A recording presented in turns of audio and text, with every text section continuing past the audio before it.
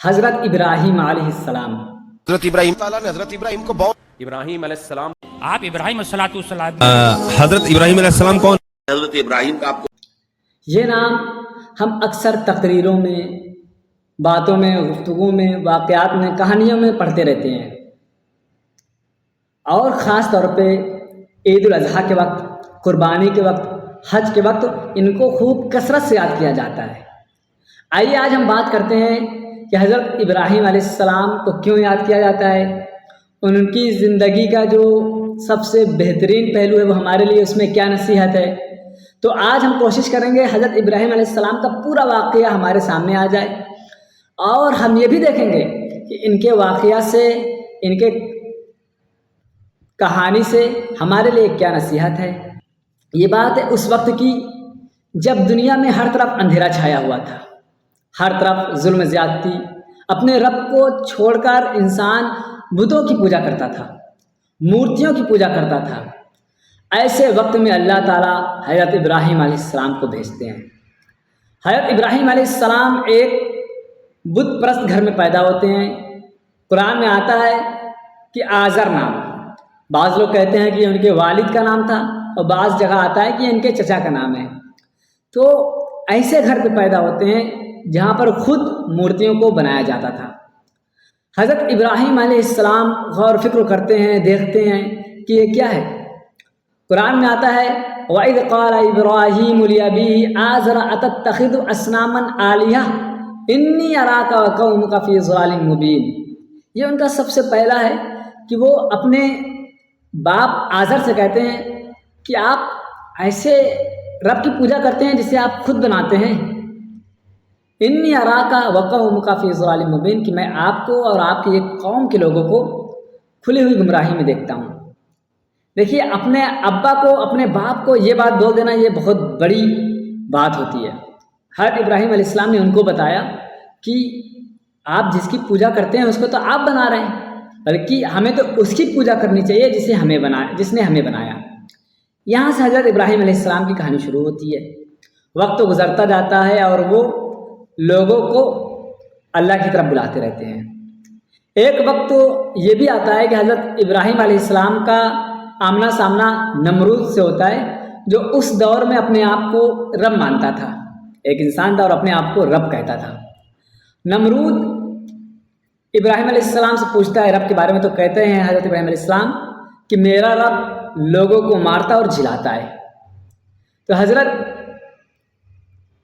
تو نمرود کہتا ہے کہ یہ کام میں بھی کر سکتا ہوں۔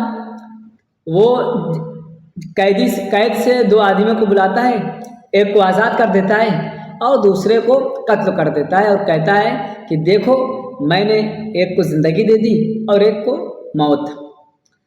تو بات یہیں پر ختم نہیں ہو جاتی، فوراً حضرت ابراہیم علیہ السلام جواب دیتے ہیں کہ میرا رب سورج پورب سے نکالتا ہے، تم پچھم سے نکال کر دکھاؤ۔ نمرود ہکا بکا رہ جاتا ہے۔ پھر بھی یہاں پر بات ختم نہیں ہوتی۔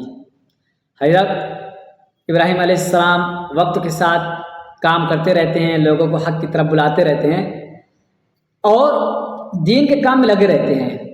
ایک بار کا واقعہ یہ ہوتا ہے کہ حضرت ابراہیم علیہ السلام ایک میدان میں رہتے ہیں، بہت سے لوگ رہتے ہیں، تو دعوت دینے کا یہ طریقہ اختیار کرتے ہیں کہ وہ سب سے پہلے ستارے کو دیکھتے ہیں اور کہتے ہیں کہ یہ ہمارا رب ہے، چمک رہا ہے۔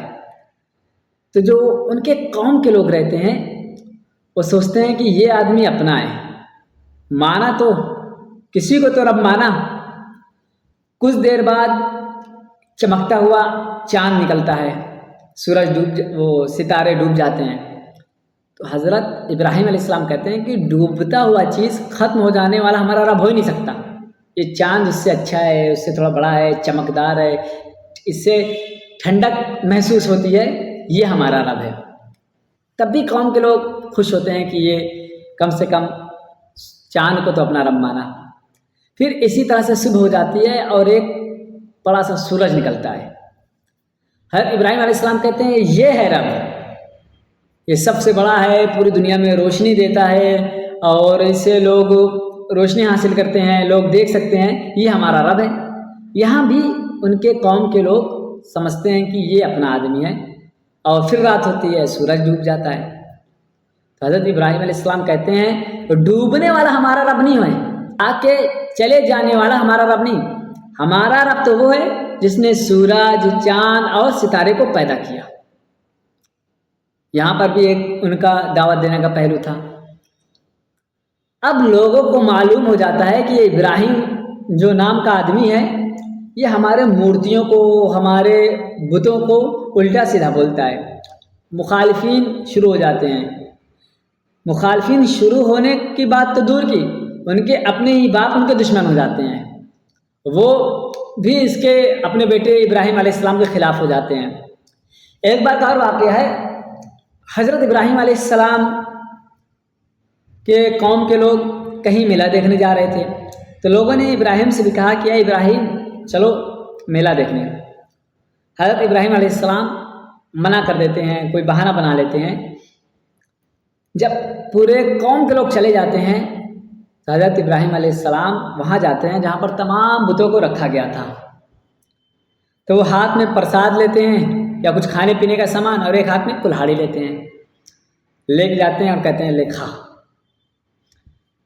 تو جو ظاہر سے بات ہے مٹی کے بنے ہوئے چیزیں نہیں بولتی، تو نہ وہ بول رہے تھے نہ کچھ کہہ رہے تھے۔ ابراہیم علیہ السلام نے تمام مورتیوں کو توڑ دیا۔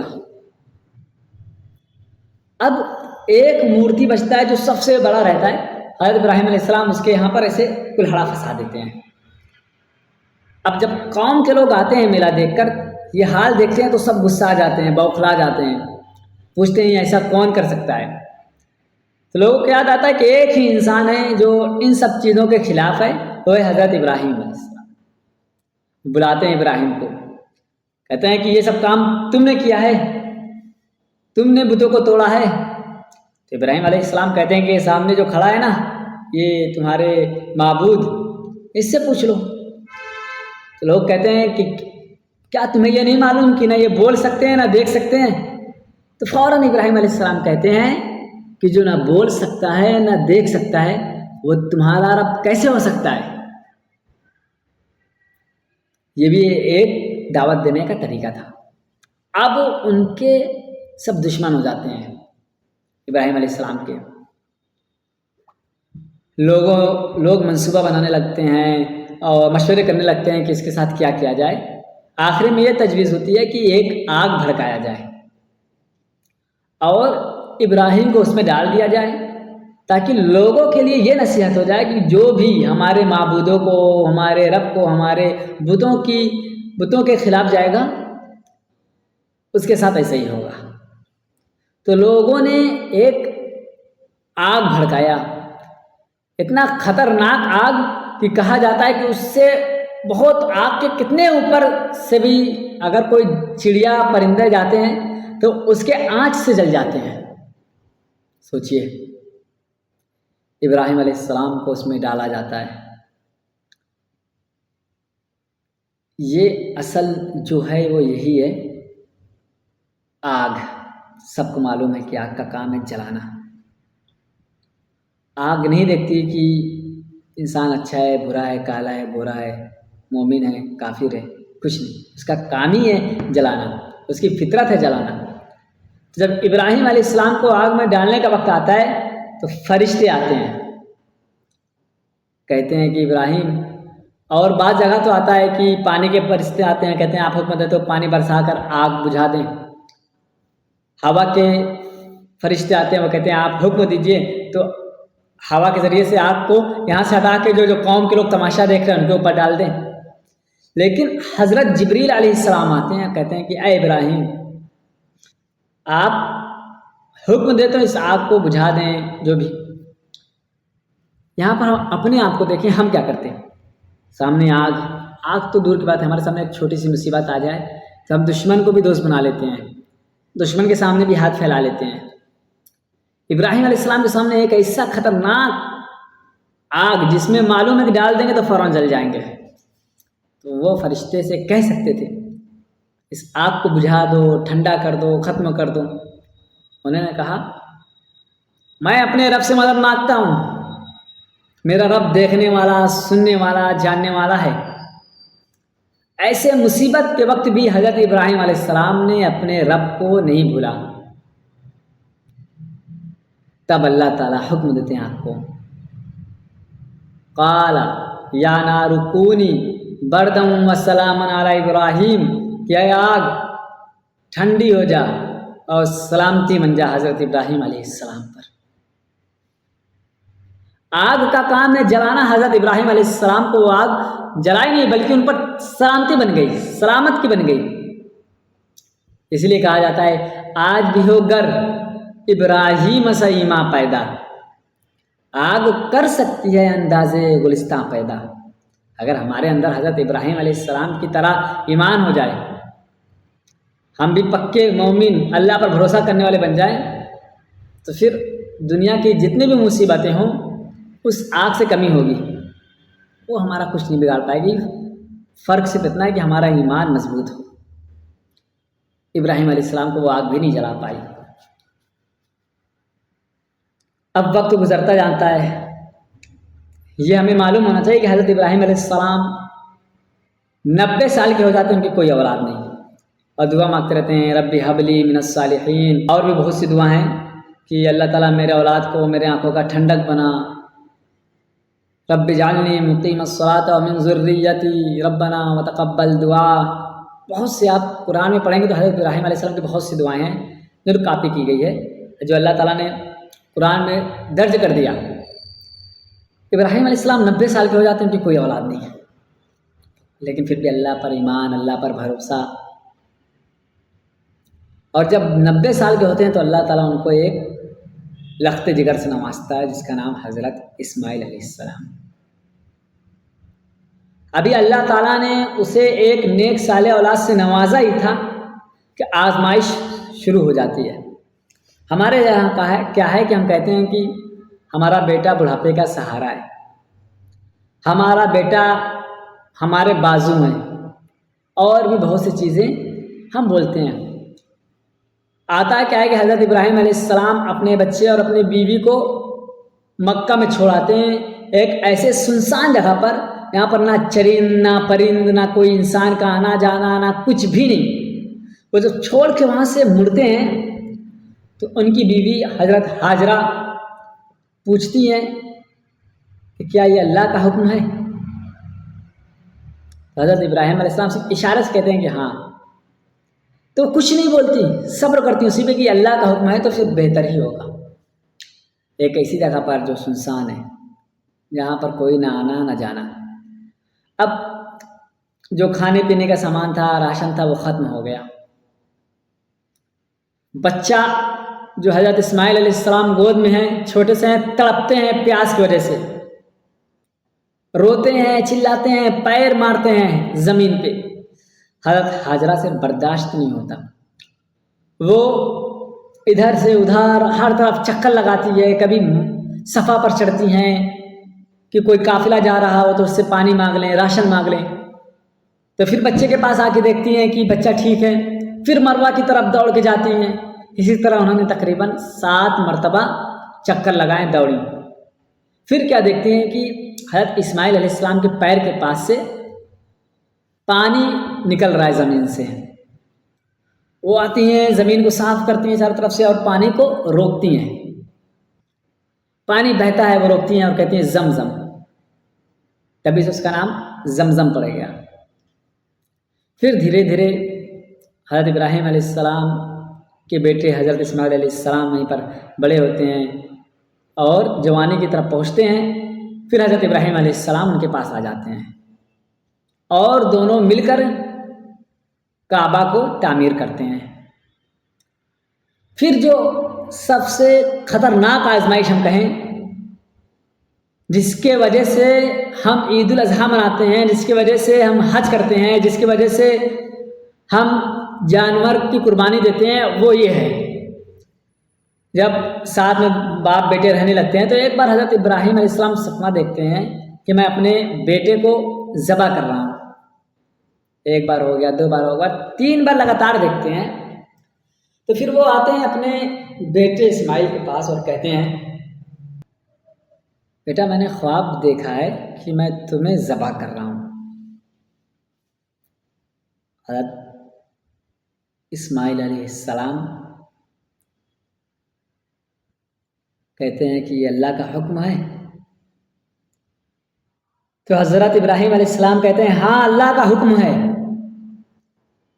تو حضرت اسماعیل علیہ السلام کہتے ہیں قال یا ابت افعل ما تؤمر ستجدنی ان شاء اللہ من الصابرین، کہ اے والد محترم، اے میرے ابا حضور، اے میرے بابا، اگر یہ اللہ کا حکم ہے تو آپ کر گزریے، انشاءاللہ آپ مجھے صبر کرنے والوں میں سے پائیں گے. سوچے کتنی خطرناک بات رہی ہوگی، دل پہ کیا گزر رہا ہوگا. ایک تو یہ ابراہیم علیہ السلام منع کر سکتے تھے کہ 90 سال کی عمر میں بیٹا ملا، میں بھی جوانی کے وقت پہنچا جب میں بالکل بڑھا گیا، تو مجھے بیٹے کی سب سے ضرورت ہے، اور اللہ تعالیٰ کہہ رہے ہیں اسی بیٹے کو ذبح کرنے کو. منع کر سکتے تھے، ہچکچا سکتے تھے اور چھوڑ سکتے تھے، لیکن نہیں، اللہ کا حکم ہے، کر گزرنا ہے. ایک تو باپ، دوسری جگہ بیٹا کہہ سکتا تھا کہ ارے ابا حضور بڑھانے پہ سٹیا گئے، ارے ابا حضور یہ فاضل کی کیا بات کر رہے ہیں. ایسا کچھ نہ کہا کہ بیٹے نے صرف یہ کہا یہ اللہ کا حکم ہے تو کر گزریے. سب سے قیمتی چیز، سب سے خاص چیز، سب سے بہترین چیز جو سب سے زیادہ ان کو اس وقت اس کی ضرورت تھی، اللہ کے حکم قربان کرنے کے لیے تیار ہو گئے. اور جب قربانی کرتے ہیں تو بیٹا کہتا ہے کہ آپ میرے آنکھ پہ، آپ اپنے آنکھ میں پٹی باندھ لیجئے تاکہ ایسا نہ ہو کہ آپ جب چھری چلائیں تو آپ کے ہاتھ کانپ جائیں. اور ابراہیم علیہ السلام ایسا ہی کرتے ہیں، اور جب قربانی کرتے ہیں تو ان کی جگہ پہ اللہ تعالیٰ ایک دمبا بھیج دیتا ہے، یعنی کہ قربانی اللہ تعالیٰ نے قبول کر لیا. یہ ہے اصل. ہم کیا کرتے ہیں؟ یہ پوائنٹ والی بات دیکھے گا کہ حضرت ابراہیم علیہ السلام اللہ کے حکم پر اپنے لختے جگر کو قربان کرنے کے لیے تیار ہو گئے، اور ایک آج ہم ہیں ایک جانور کو بھی صحیح سے نہیں پال پاتے. حضرت ابراہیم علیہ السلام اللہ کے حکم پہ سب کچھ قربان کرنے کے لیے تیار ہو گئے تھے، اور آج ہم ایک رسم و رواج کی طرح سے قربانی منا رہے ہیں. ہمیں تو اللہ کا شکر ادا کرنا چاہیے کہ اللہ تعالیٰ نے ہمیں یہ نہیں کہا کہ سنت ابراہیم یہ ہے کہ تم اپنے بیٹے کو ذبح کرو. اللہ تعالیٰ نے نہیں کہا، اللہ تعالیٰ نے کہا صرف جانور کو قربان کرنے کو. اس میں بھی ہمیں بوجھ لگتا ہے. کس طرح سے بوجھ لگتا ہے؟ وہ اس طرح سے کہ ہم جانور کو بقرعید سے 1 2 3 4 زیادہ زیادہ 1 ہفتہ پہلے خرید کے لاتے ہیں، اور کسی طرح سے بڑی مشکل سے پالتے ہیں. چلائے گا، گھر کو گندا کرے گا، کیا کیا کرے گا، بڑی مشکل سے 1 ہفتہ پالتے ہیں، اور جیسے قربانی کا وقت آتا ہے ذبح کر دیتے ہیں. اسی وجہ سے تو ہمارا ایمان کتنا کمزور ہے. ہمیں احساس ہی نہیں ہوتا کہ ابراہیم علیہ السلام نے کس طرح سے چھری چلائی تھی. جب بیٹے پہ چلانے کی بات آئے گی نا تب احساس ہوگا. جانور کو بھی ہو سکتا ہے، آپ جانور کو 6 7 8 1 سال پہلے خرید کے لائیں. اگر نیت ہے کہ قربانی دینا ہے، اگر نیت ہے کہ اللہ کو راضی کرنا ہے تو 1 سال پہلے خرید کے لائیں. بالکل لختے جگر کی طرح اس کی پرورش کریں، پالیں جس طرح سے ایک بیٹے کو پالا جاتا ہے. اس کے سر پہ اچھے سے ہاتھ پھیریں، اچھا چیز کھلائیں، ایسا اس کے ساتھ رہیں کہ آپ اس سے مانوس ہو جائیں، وہ آپ کے ساتھ ہو جائے، آپ کو جانور سے محبت ہو جائے. اور پھر جب بقرعید کا وقت آئے گا نا بہت تکلیف ہوگی آپ کو اس کی قربانی کرنے میں، اس کو ذبح کرنے میں. پھر آپ اس بات کو رکھیے کہ اللہ کا حکم ہے کہ اپنی پسندیدہ چیز اللہ کی راہ میں قربان کرو. جب آپ صرف اللہ کو راضی کرنے کے لیے قربانی دیں گے نا، وہ الگ ہی مزہ ہوگا، احساس پیدا ہوگا کہ قربانی کا. جب احساس پیدا ہوگا ثواب بھی زیادہ ملے گا. تو یہ کام کیجئے. ابراہیم علیہ السلام کے واقعہ کو، ابھی چند دن بعد بقرعید آنے والا ہے، کہ ابراہیم علیہ السلام کے واقعہ کو خود سنیے، اپنے ایمان کو مضبوط کیجیے، اور اپنے اولادوں کو، اپنے گھر والوں کو، اپنے آس پڑوس کے لوگوں کو سنائیے. جتنا ہو سکے اتنا زیادہ اس بات کو عام کیجیے کہ لوگوں کو احساس ہو کہ قربانی کا اصل مقصد کیا ہے، قربانی ہم کیوں کرتے ہیں. قربانی کے لیے حضرت ابراہیم علیہ السلام نے کیا کیا چیز کو قربان کر دی، ان سب چیزوں کو ہم سامنے رکھیں گے تو ہمیں احساس ہوگا کہ قربانی ہوتا کیا ہے. میں کوشش کروں گا کہ اللہ تعالیٰ ہم سب کو ہدایت دے اور ہم سب وہ اس بات کا ہمارے ذہن میں ہمارے دل پہ ڈال دے کہ قربانی کا مقصد کیا ہے، ہم اس پر کتنا عمل کر رہے ہیں اور کتنا دکھاوا کر رہے ہیں۔ اللہ تعالیٰ قرآن میں فرماتا ہے لن ینال اللہ لحومها ولا دماؤها ولکن ینالہ التقوی منکم، کہ ہرگز اللہ تعالیٰ کو اس کا گوشت نہیں پہنچتا، اس کا خون نہیں پہنچتا۔ تو پہنچتا کیا ہے؟ پہنچتا ہے صرف ایک چیز، جو ہے تقوی۔ مطلب کہ ہمیں تو اللہ کا شکر ادا کرنا چاہیے کہ اللہ تعالیٰ نے ہمیں قربانی کرنے کا جو موقع دیا، اس کا گوشت بھی ہم کھا رہے ہیں، یعنی کہ ہمارا پیسہ ضائع نہیں ہو رہا ہے۔ پلس پوائنٹ یہ کہ اگر ہمارا نیت صاف ہے، ہمارا دل صاف ہے، تو جتنا زیادہ ہمارا دل صاف ہے اتنا ہی زیادہ ہم کو ثواب مل رہا ہے۔ تو ہمیں اللہ کا شکر ادا کرنا چاہیے اور ہر لمحہ ہر وقت شکر ادا کرنا چاہیے۔ ابراہیم علیہ السلام کے واقعہ کو ہر وقت یاد رکھنا چاہیے، اور جس طرح سے ابراہیم علیہ السلام نے اللہ کے لیے، اللہ کو راضی کرنے کے لیے اپنے بیٹے کو ذبح کرنے کے لیے تیار ہو گئے، ہمیں بھی چاہیے کہ اللہ کو راضی کرنے کے لیے جو کچھ ہو سکے، جتنا ہو سکے، اللہ کی راہ میں قربان کریں۔ السلام علیکم ورحمۃ اللہ وبرکاتہ۔